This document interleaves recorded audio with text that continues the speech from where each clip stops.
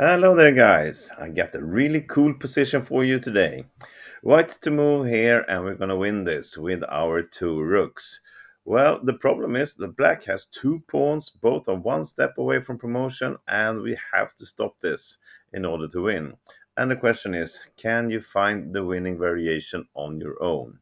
Have a look at it, pause the video now, and see if you can analyze this to the end how white wins this. Go ahead. And welcome back. Well, okay, we need to get our rooks on the B and D file. That's the plan.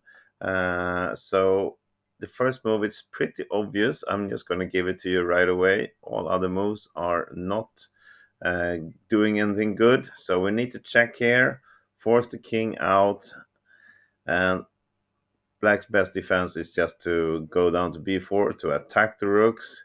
There's no point for him to running away. So what happens after this? That's the question. Okay, here it comes. We need to take this rook and check again.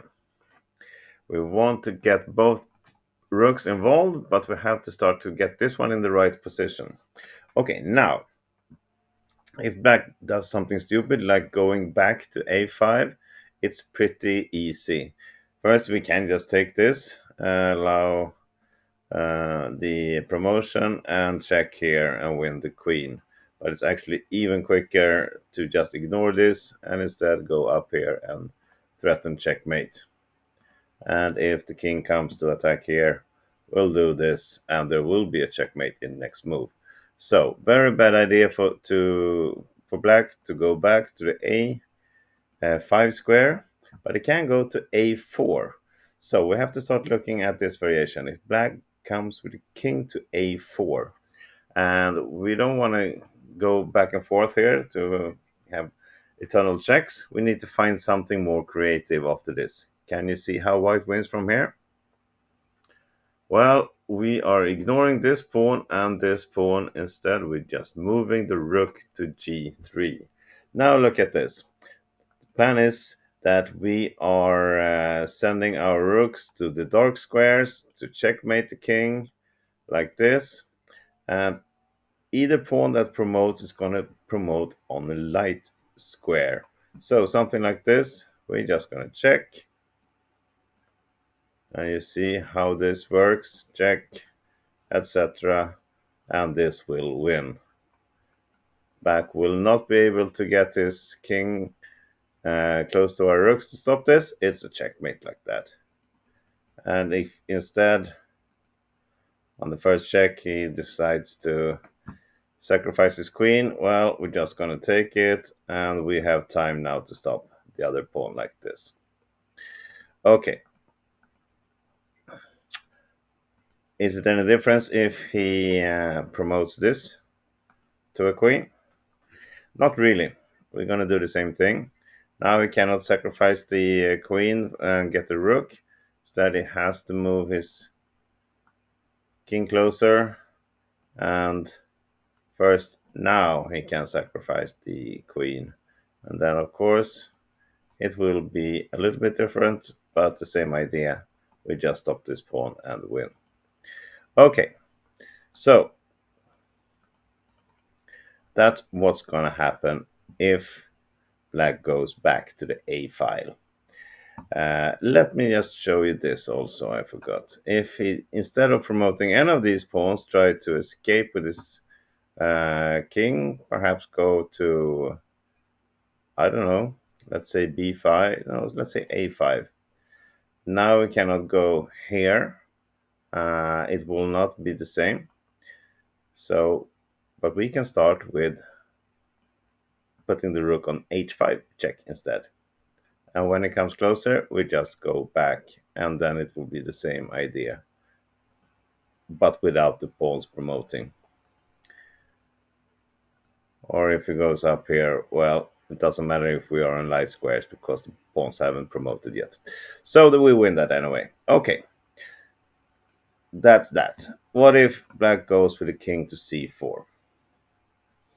Now we got this rook in a good position. Let's bring in the other rook. We have rook c3 check. King comes to d4. We put another rook on d3. Now we got them both in position. But of course, black will go back and he will attack either rook. So we cannot really sacrifice the rook, something like this, because our king is too far away and it will be a queen here. Or if we go here, well, it's going to be something like this. And we will have to move the rook and then sacrifice it on the pawn. So that's not good enough. At this position, we have to find some other idea.